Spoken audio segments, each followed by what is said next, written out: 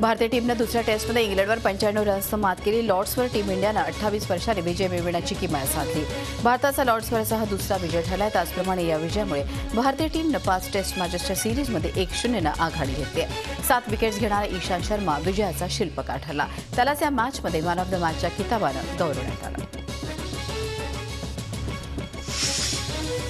Team इंडियाचा लॉर्ड्सवर हा दुसरा विजय ठरला आहे. याआधी टीम इंडिया लॉर्ड्सवर 1986 मध्ये कपिल देव यांच्या नेतृत्वाखाली विजयी झाली होती.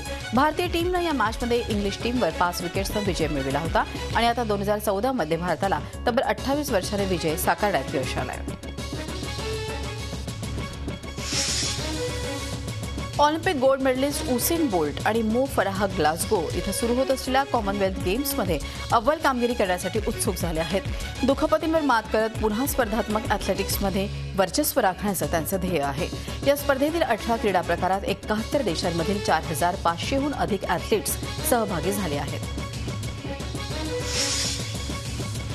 ग्लासगो इथं होणाऱ्या कॉमनवेल्थ गेम्समध्ये सहभागी होण्यासाठी भारतीय squash team national coach Cyrus पोनच्या विनाच रवाना झाली आहे. कोचच्या अनुपस्थित खेळाडूंच्या कामगिरीवरही परिणाम होण्याची शक्यता आहे. दशकभरापासून नॅशनल कोचची भूमिका निभावणारे सायरस पोनच्या गेल्या महिन्यात एशियन टीम चॅम्पियनशिपसाठी टीमसोबत गेले होते.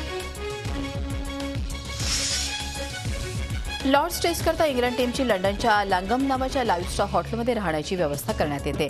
पण या हॉटेलमधील भूतानी क्रिकेटर्सने आणि त्यांच्या कुटुंबियांना या संदर्भात आपण बघतो की भूतानने झपाटलं आहे. हे हॉटेल नसून भूत बंगला असल्याचं सांगत घाबरलेल्या क्रिकेटर्सनी दुसरी रूम बदलण्याची मागणी केली आहे.